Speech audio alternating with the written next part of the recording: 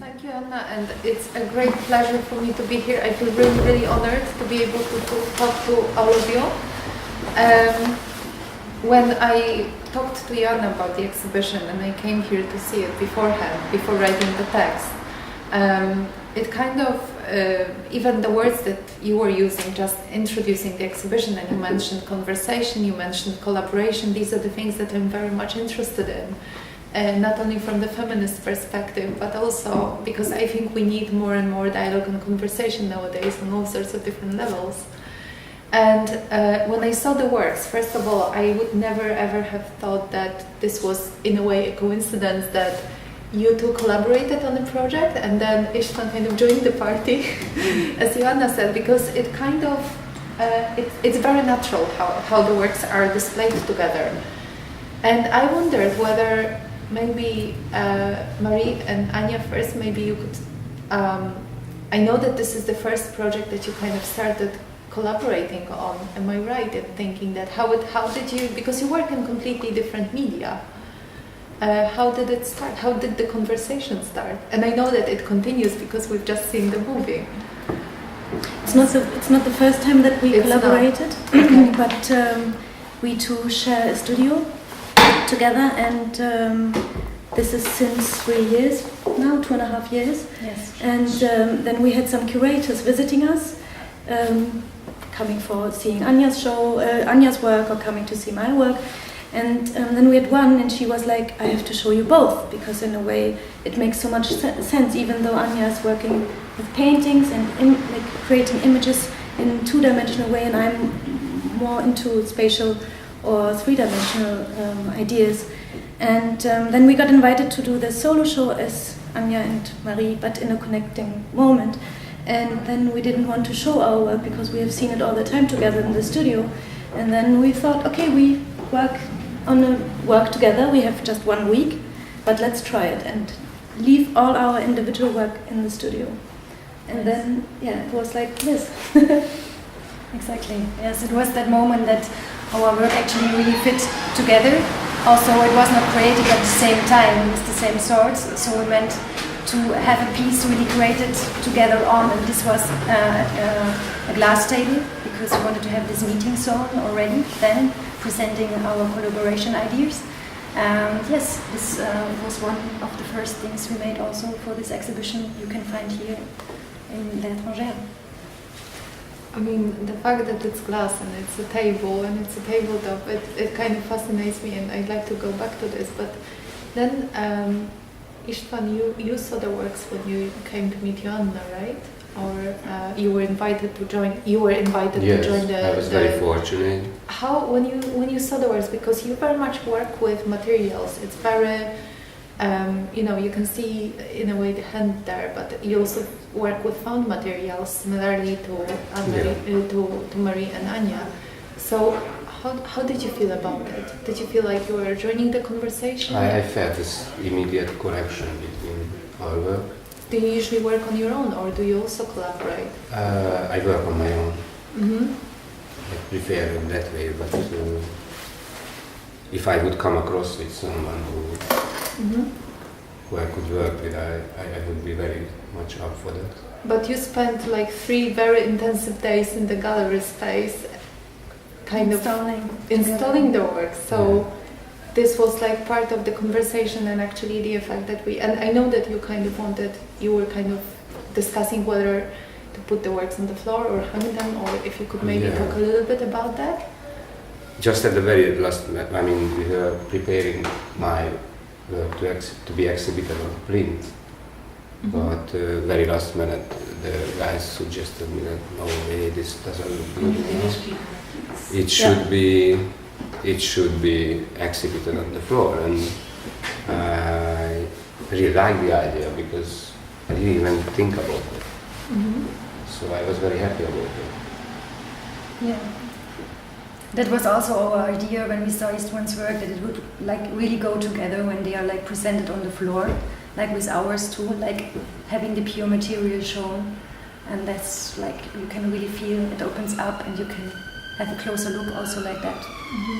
Even if we would put Istvan's work very close to ours, or put it around, or put this on his work, it would still work together, we think. That's why we wanted to leave the plinths, leave everything that is more a traditional way of presenting a product rather than presenting energy, you know, and that's why we put it like this. And we could even have worked it out in a small room like the toilet cabin, I would say. This is of course a very nice room, and the second one too.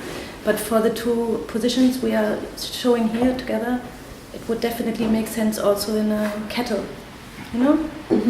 Or in your pocket of your jacket. Yeah, and also that they can cope so in this neurons without losing energy by themselves as an art piece, but like they are giving energy by these neurons, I think, or like we thought. So there's a certain exchange in between the works and materials as well. Yes. So going back to the idea of the tabletop, because when I saw it, and actually Georgia, who was here in the gallery then, she said this is a tabletop, and you work with different domestic materials as well. And I know that there's toilet paper and some bits of fur. Why that kind of materials? It's a good question. We do not want to answer actually, because we do not really know. In the way we feel attracted by the anti-aesthetic of it, but also we touch it every day. And why I say touch is because that's why we want to work with it. We want to work with materials that have been touched or touched by our eyes every day and are not visible anymore for us. Because when we use toilet paper, for example, or whatever cleaning material, it is an extension of our everyday life, and that's why we do not give any attention to it. But as a mass product, the toilet paper is already produced to be dead, to be or given away, and that's why we wanted to work with it, to really have this touching moment. Exactly, and it has these two sides. It has this clean side and this used side at the same time. And also because glass is so pure, so clean, so perfect in a way, we have all these anti-materials taken to really work out these contrasts. And also these materials like toilet paper and all this also domestic cleaning stuff can be transformed in a way we want them to be transformed. And this is maybe also a way to underline also the fluidity of glass somehow too, because glass is a really strange material in a way. It's not this stiff and stuck as it seems to be. And I think, this is why we and toilet paper is wet and dry in our everyday use. So is the glass for us. It is, of course, we see it as a stable and solid material, but it is not. It's a liquid in the end, and all the molecules are in action the whole time. Yes. I mean, it fascinates me that you use the word domesticity, and this is something, because obviously tabletop is where we usually have that kind of conversations at home. This is a place where you come into contact with others, you meet other people, but also this is a very, a place where you touch things, and your works, and similarly Istvan's works, they are very tactile, very haptic, very material, and very intimate, I think. Yes. Very, in your case there is this transparency, fluidity of the different materials. Glass, I don't know why, always makes me think of skin, and the different boundaries and the kind of contact points. And similarly, in your case, you work very close with the material. And I know that the works that are displayed here are very much kind of built from different found objects, but you also manipulate the material in a... I used found objects. Yeah. Yes, What kind of objects materials. have you used for these works? Glass, brick, screws, and in the case of this particular grey cylindrical shape, I used iron oxide from the Tisza River, which is in Hungary. One of my friends gave it to me as a present, and this piece is titled Impact. It's because of the surface was created on the other side with physically punching the surface, as well as the iron oxide. It's coming from a river which was poisoned in 2000. There was there's a gold mine in Romania, and the mud which was polluted by cyanide, which they used to extract the gold, flooded into the rivers, so killed everything in the river. So that is the other reason it's called impact. And then because when I look at the different works, for example, the one in the other room, which I hope you'll have a chance to have a look later, unless you've already done so, it very much looks like wood. So how do you manipulate it then? Basically, it was this particular piece as well was created by that technique, and it's a very simple physical manipulation of the material, bending and pressing the slab, and I sprayed oxides on it, oxide mixed with dry glaze or ongo, it's called ongo, to get this dry surface, and it has a very much natural surface look.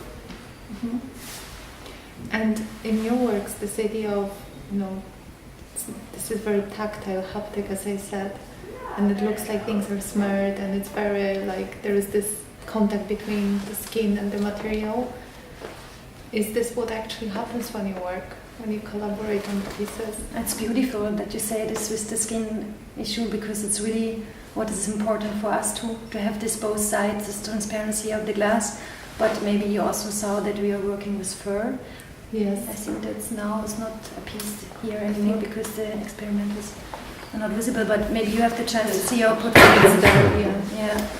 And this is also our sort of like the furs representing this inside and outside of the skin, this touch, the position of being touched and cannot be touched, but like also that it can transmit something, and the glass can transmit something by your view, like this tactile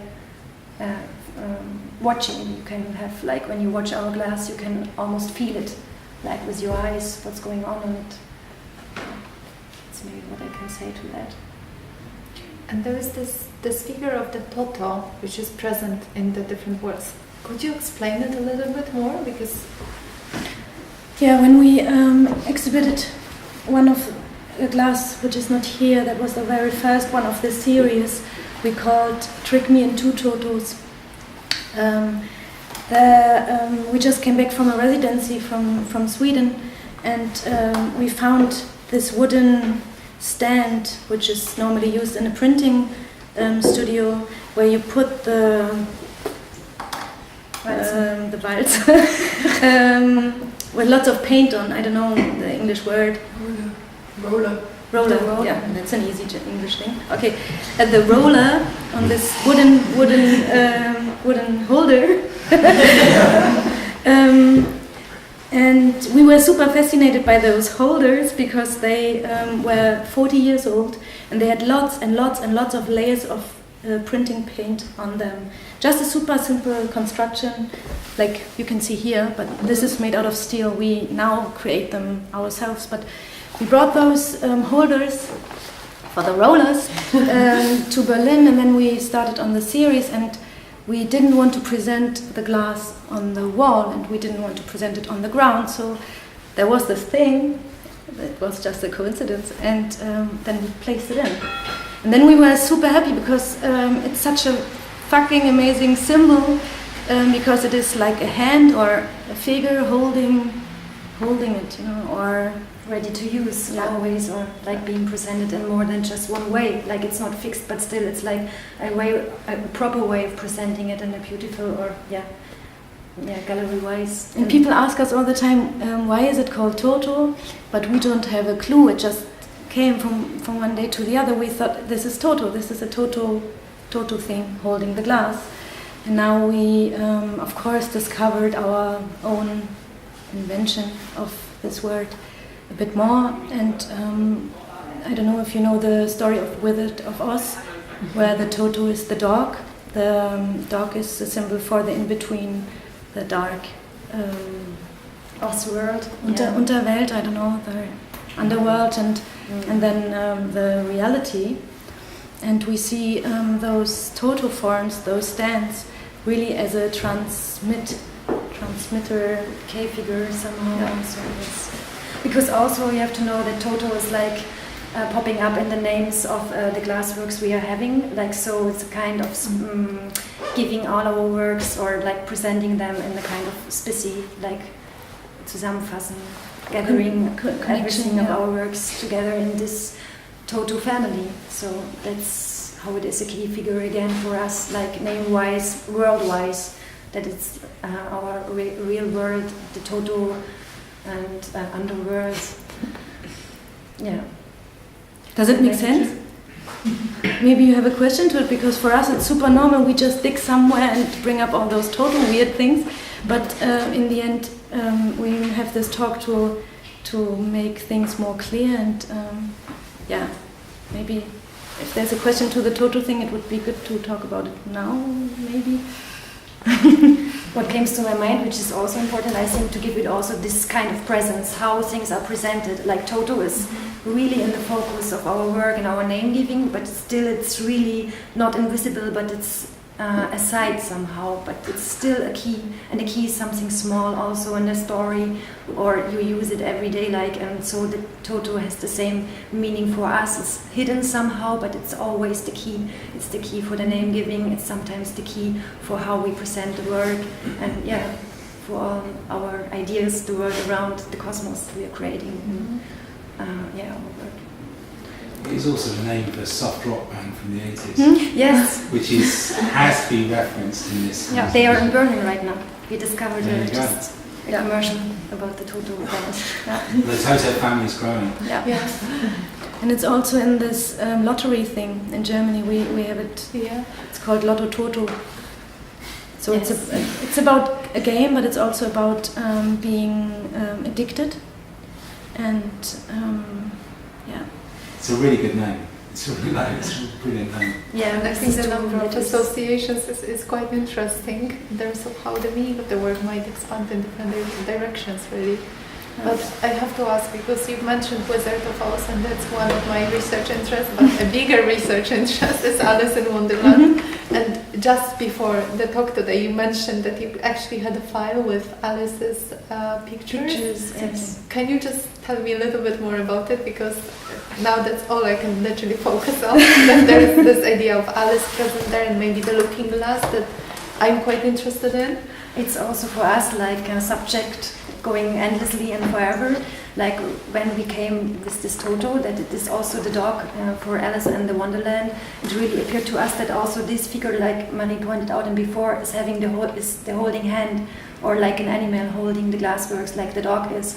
And also we are working with fur a lot, and with these fur coats and this skin issue, and this Toto animal is really for us an important moment in the movie, going into But this this is other world. another story, the Wizard of Ah, Oz and so- Alice in Ah. from Wonderland.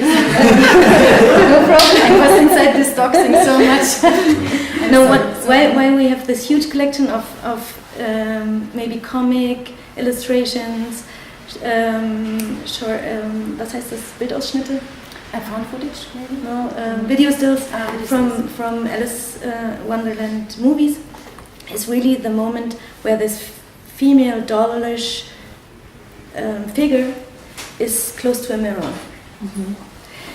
Because it's not just the way many people have used this story as a reference to point out framings. It's also this very normal or very all-day, everyday situation of women reflecting each other, herself. Yeah, and of course that's why we also dig there, because we see each other every day when we work together in the mirroring glass. But of course it's so normal for us that we work with glass that we cannot see our reflection anymore. And there in the surrealistic poetry, it is lots about this reflection, and that's why this Alice from in the Wonderland is how I say, is a further step. It's a younger talk. We go over Alice from the Wonderland to the surrealism, where it's lots about this reflection, and that you cannot see yourself in your own eye. You are not able to see your own reflection in the eye, but I can see my reflection in your eye. And that's now a long story about it, but this Alice Wonderland topic is there, and we have lots of image references when we talk to each other, but it's more the surrealistic background we work with more strongly. So it would be much better if you talk about it, because we have the feeling that you are the expert in this. No, when you mentioned Alice in Wonderland and you mentioned, glass and mirror, I'm interested in Alice. I guess my interest kept changing since my mom first read the story to me in Poland, and it was a translation from English, so I kind of had a different relationship with the text. But then I read it here when I was doing my PhD, and then I reread it and I keep reading it, and I think I'm becoming slightly insane and addicted to Alice. But it's interesting that you mentioned surrealism, because actually one of the things that interests me is this idea of how the self is being constructed. And it is very much linked to psychoanalysis and the idea of the mirror stage, and this goes back to the unconscious and all the different tropes that are related to identity in surrealism. And I don't know if you have any stills from Salvador Dali. He made this Alice kind of movie. But this is very much about this kind of reflecting, and I always think that the reflective side of the mirror doesn't really belong to women, because we are always reflected almost in someone else's gaze, usually the male gaze, but also other gazes. And yet Alice goes through the mirror, and to me she is this little fierceless explorer, very curious, trying things, growing, extending her body, shrinking, playing with things, touching things. It's very, very much what you've done with the tabletops and adding different domestic elements, because she escapes domesticity. She manipulates different materials, and in this way she establishes a completely different identity that is actually based on the contact with the different creatures she has and she encounters in Wonderland, or on the other side of the looking glass. I mean, there are probably no references to Alice in Istvan's works, but not as far I know. Do work with glass. So why do you choose to work with glass? Because glass is a very interesting material. As you say, it's very malleable, it's very fluid, it's very tactile, it's very, to me, skin-like. Yeah. And also what you said with this unconsciousness, we were just talking about this today, like all this total world we are taking our ideas of is still unknown to us. It's like our both unconsciousness, and like, because we are two having our mirrors inside ourselves, we can take out these ideas and put them on the glassworks. It's really weird, and that's why we were saying like it's crazy, it's happening with us, like somehow, like we are not inventing, but we are like creating something we can see because we can see it together. And I don't know if it makes sense somehow. It does, because it's through this exchange and collaboration, and to quote Alice, you're curiouser and curiouser, so you keep exploring and going and kind of trying things. But there is a connection in fact. Because this is what I'm doing in my work. Even though it's not necessarily connected to Alice in Wonderland, but it's very much similar. In what sense? In terms of discovering the material, discovering this world. So in a way, when you start working on the piece, you don't have like a preconception. You just get carried away. I have a vague idea, but that's very vague. And the process. During the process, through the process, the piece evolves, leads to the final outcome. Which of the works presented here in the gallery was most unexpected in a way, in terms of you started with an idea and then, things... The one on the left-hand side, for example, and the one on the window, yes, because that was a complete accident. Like a kiln element and two other pieces melted together with brick, and that was not accepted at all, expected. And then from here I started to use this technique deliberately to create more controlled pieces. But this was the first one that when which One kind of of the discovered. first, yes. Is this something you still work with? I mean, in terms of the technique? I would like to if I would have a studio, but I'm afraid I still have to wait. Well, I think now you're in this kind of transitory period, aren't you? Yeah. Now, I mean, we could probably go back to Alice, but I think that would be unfair to everyone in the room. No, but we could for one thing, because the work you see here is for us quite old, because it's some months ago we have been working together. And, as you say, with Alice, she managed to go through the mirrors, she managed to go through the glass, she managed to open the openings, you know, the holes or whatever, and continued. And we have made this experience here too, that we added something on the surface of the glass. And of course, we liked it because this is a very joyful and playful cooperation. But we figured out something is kind of missing for us as artists in the research. That's why we now started to work actually with a glass manufactory, and we now work with glass blowers who blow the glass for us and then have it flat again. Because we really wanted to go inside the material, you know. As you say, it's for you, it's a liquid material, as it is for us. And when we entered the manufactory in Bavaria the first time, we were completely amazed to see the material completely like a syrup or something to drink or honey. There we finally reached, you know, this first wonderland in a way. And you know what I mean? That's why I know. I mean, to me, it's magic. I mean, my mother, she graduated with a fine art diploma and also glass.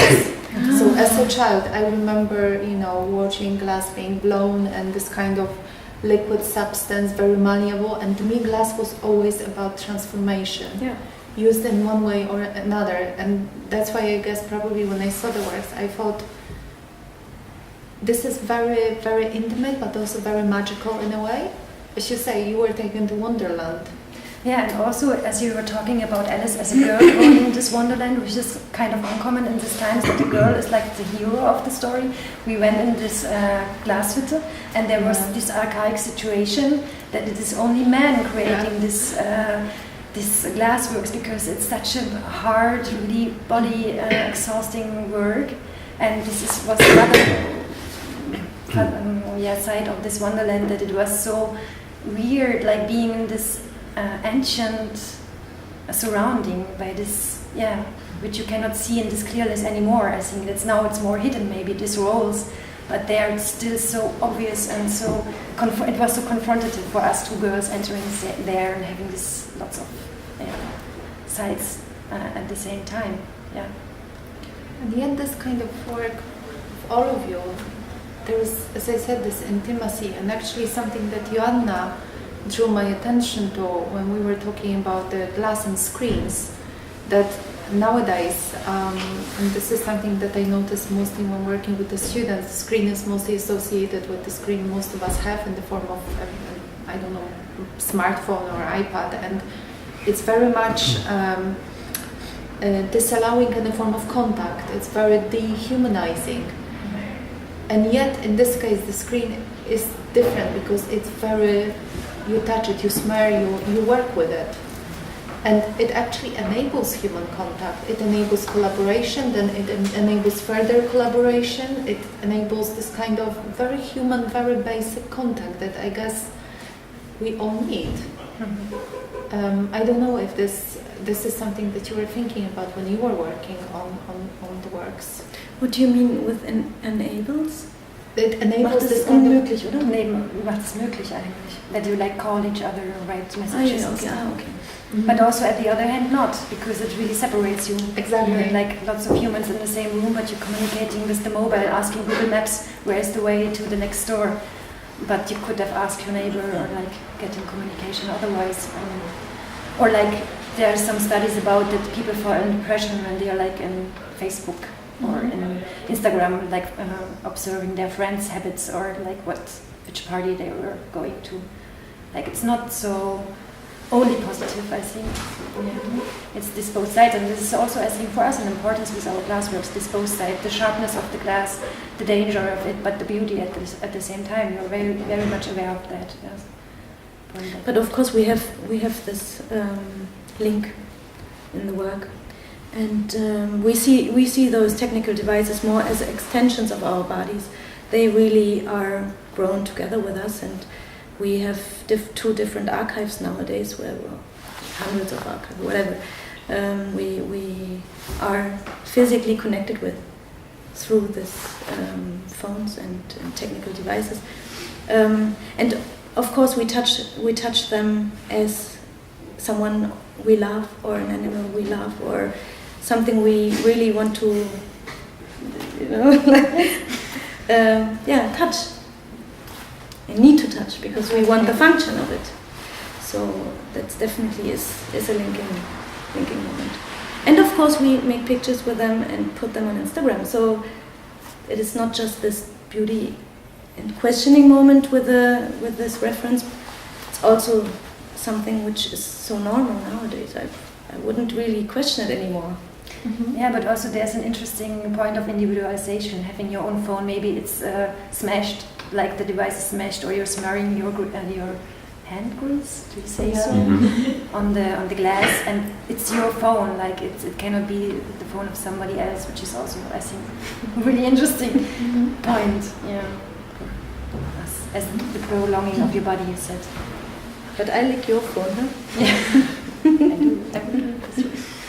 I keep asking questions, but I just wonder whether maybe there is anything that you are interested in, because as I say, the works are absolutely fascinating and there are so many different reference points. Whether anyone would like to... Well, listening to this conversation just now, I was thinking that the element that I pick up in the work is a further relationship, particularly in these two works, which is that I connect very much to a modernist sensibility, but also to a sense of a sort of language of David Cronenberg, which brings in a sort of nightmarish element into the work as well, which I'm really interested in. And I wondered if that idea of David Cronenberg as a part of the ingredients might have any connection to you guys, or it has actually none whatsoever. Not on purpose. I think it's quite interesting you raised it, because when I looked at the works, and it's not something I wanted to ask you about. Good. For me, it's very. Is there maybe by there's this moment by this toilet paper when we're having it with the cell sliver glue. But we like it. Like there's joy with it. There's not like we have acre for it or something. I don't know what's the word. Because Cronenberg is playing with disgust somehow, no? Also. Well, yeah, and being distracted. He's absolutely, there's a very strong dystopian language that, connects to people like J.G. Ballard. And I think there's elements of that in your work, to be honest. Mm-hmm. Yeah, I see it, but I think it's not something we have with us when we talk about... No, I understand. What I'm saying is, in my interpretation, these are things that occur to me. And I just thought, put it on the table. Yeah. There are other works where it's much stronger, where we use more latex and fetzen, I don't know what it's the word, like more like fragments, ripped toilet paper, and it really hangs like a bit in a vampire situation, or But here with this, we haven't really spoken about it much. We didn't push it on purpose to have this. But I think there is a real connection with this fan's work in that if you're going to go into that dystopic sensibility, I think there's a real sense of connection, thinking about something like the Atrocity Exhibition by J.G. Ballard, where these sort of internal organs, things that are really sort of internal and then suddenly becoming externalized, these are sort of connections that seem really clear to me. Can I come in here? It's very interesting that you mentioned internal organs, because I actually wanted to ask Istva, you have experience working in hospital. I do, yes. Yeah. So it must have affected my work as well.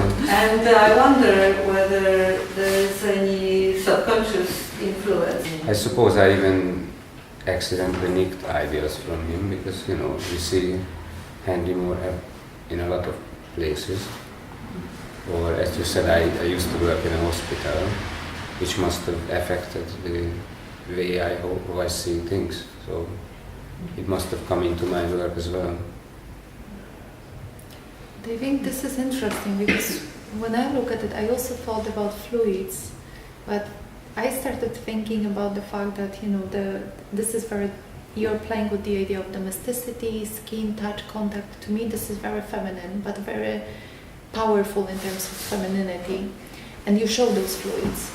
Your sculptures are very bodily, like as Jonna is saying. So actually it makes me think more of Julia Kristeva's concept of the object and something that we, you know, we might maybe fear, we are not sure what to do about it, which is again close to Freud, and then there are those ideas of the unconscious, uncanny.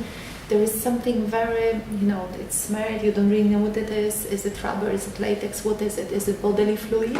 Is it bodily kind of shape? Is it body that's like Alice's body, kind of something is happening with this body?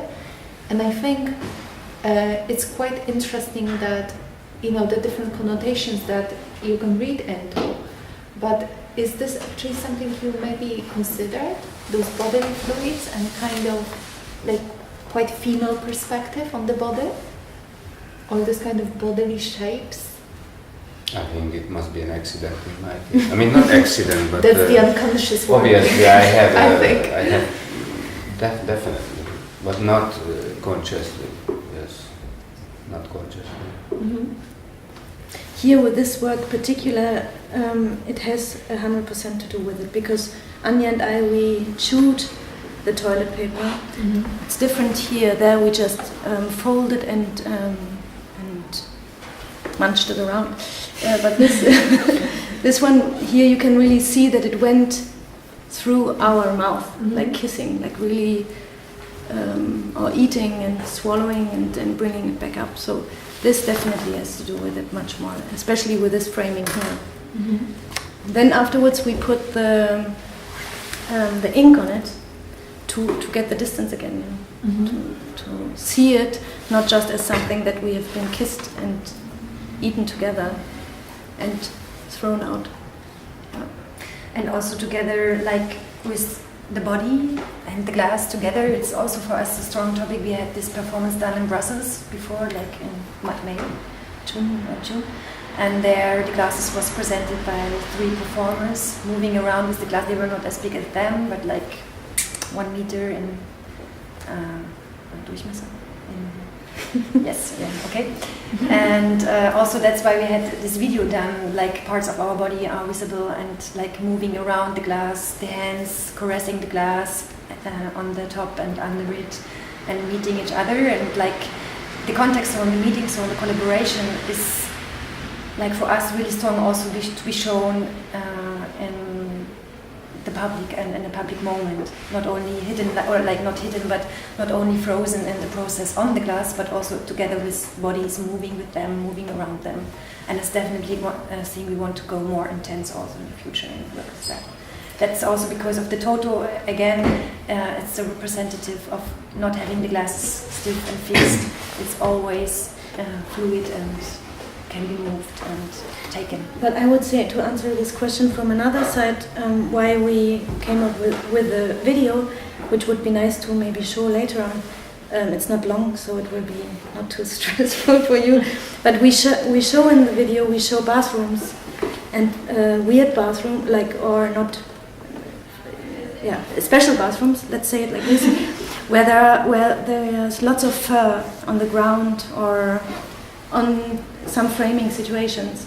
And in the bathroom you get naked, or you take off your clothes and you have lots of body fluids, however. And drops of your pee go on the ground. And in this specific case, it goes on the carpet or in the fur. And it really makes a new biotope situation in a micro... You know what I mean? Right. Yeah. So that's why we see those glasses, of course, very much linked to body fluids, even though we just used here our own liquid, our own saliva, and not for the rest. But we see them really in those wet, dry toilet situations, maybe bathroom situations, where the body fluid is a big topic, and where it's the most intimate room in the flat. I kind of realised that the tabletops aren't really broken, they're sort of kept whole, and everything seemed like an adornment or like an adding additional sort of care, and something to do with sort of the tissue paper, like trying to soften the edges somehow there, and sort of the glues that are stuck in. It's sort of just as much about cushioning something as sticking it on. And then I just thought the piece at the back was quite strange, because you seem to have arranged these pieces almost schematically, like an archive, like you were sort of, an archive is like protecting certain things. So I was just wondering if there's this element of care. Yes, this was when Marie was writing also. Exactly. It's exactly this. It's exactly, it's wonderful, yeah. It's just, we were working with the curator together, she just mentioned it like you did. And Okay. we think it's really beautiful. I thought about a wound as well, when you could spit on it. Try to do Or you lick your wound so they heal Yeah. more easy. Exactly. Yeah. But all of this, again, there is this bodily experience that you kind of mobilize in a different way. And again, I keep thinking about phenomenology and Merleau-Ponty and skin as a boundary that you really transgress. And actually, where this becomes a lived experience, in your case as well, Istva, I think, where, it's a lived bodily experience. It's very intimate, very, there is this element of touch, care, those fluids. And even when you talk about, the bathrooms, and I really hope we can watch the movie, this is where you have this ritual of cleansing the body, and also all the impurities are left. This is where you start with the day and end the day. And yet your bathrooms look like very domestic, livable spaces. Yes. This was really Habitable important for us. spaces, yeah. I've got a question about how they function in the space of the real world. With Ishtvans, it's quite clear the bodily presence, their existence in the room, the fact there's no separation between us and them. So that seems like they have a physical, we respond to them in a kind of a physical way, which is quite clear cut. With yours, there's this sort of this strange tension for me, certainly between the space of painting an image and the space of it being, yes, it can jab into your foot, it's lying down like a sculpture, so it's real, it's about the materials.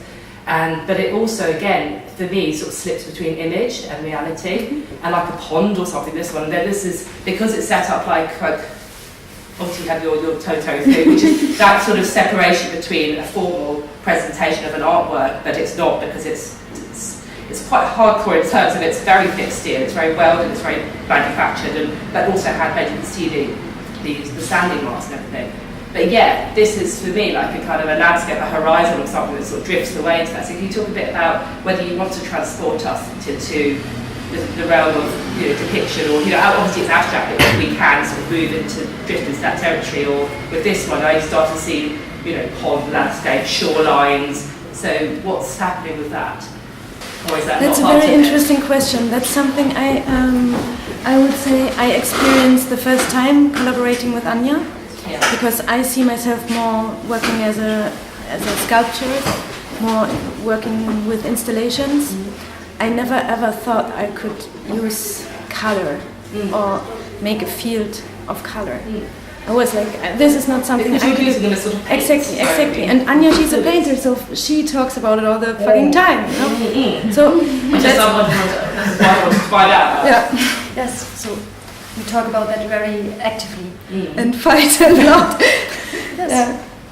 This is like our co-working manner, talking about where to move the stuff. And it's how really it nice is. that you cannot figure out if it's this side or that, because that's exactly where it comes together. And that's something we concentrate on so much.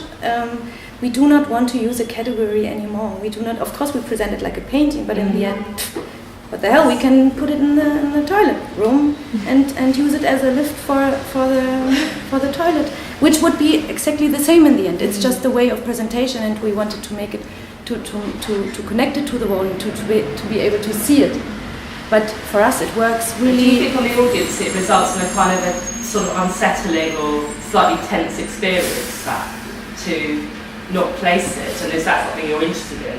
Because I think because people get this idea of dystopia or detritus and abject and secretions are things that we quite often try and hide away, which you're kind of bringing out and celebrating in a sense. So, But I think in this way glass is really thankful because it's flat as it could be a canvas, but in the same way it's not because it has this two sides, like obviously because it's translucent. So we're having a sculpture at the same time as we are having a canvas, which makes it so logic in the end that it can be presented like that, like this, a painting in between a sculpture, or like only a painting, like hanging on hooks, or maybe like a tabletop, like a sculpture. But I think it's not a matter of decision that we have to decide this piece can only be a picture or can only be a sculpture. I think this is a playful thing with having this total family, that this family, like persons can set themselves in the room, like how they feel and how they have to be shown in that room, which makes the atmosphere ready for them. Yeah. Is that maybe? yeah. Do you see this as a critic point? That you cannot really see the system? Is it a problem for you that you cannot really see the system? Oh, I don't see it as a problem. I see it as interesting, and I wanted to know how you see it. Because it sits in between, as I said to me, and I think that's a strength of it, but I just, in the way you presented it, it's just really playing with it, and particularly the stand. That's, of all the stands you could use and have all the different things you could have made, you have this quite, kind of fork that's quite aggressive actually. And again, for me, it kind of highlights the edges of the glass and the shards, and it picks up on that. So that's the idea, because you haven't talked about it as unsettling, you talk about it in terms of protection and care, and yet we look at it as I'm sure for a few people it's like slightly degraded and it's sort of like slightly unsettling, it's like a bit dirty, and it's like, it's playing with all those sort of quite, physical responses that we all have in a very intuitive way. So, but my other question was just about time as well, how you process your methods and decision making, and whether you start and then come back to it, or you. With many processes in each work, we have to wait because the liquids have to dry, to turn the glass over, because we are always working on the glasses from both sides. So we invented a technique to be able to work with watercolor on the glass, which is not possible because water builds drops.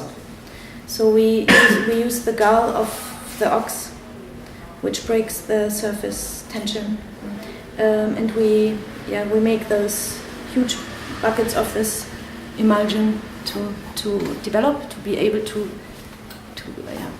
be like Applied. Yeah, exactly. So there is a time situation which annoys us, of course, because we want to see it from the other side. Yeah, but I think it's really important with your work as well, the fact you can actually see the time of punching it. You have a record of process, and then you use these like really geological or kind of environmental factors in your work, and I find that really interesting as well. Just more comment than anything. And also with the oven, in the end, you never know what's coming up. Yeah, it's coming out. Alice in Wonderland.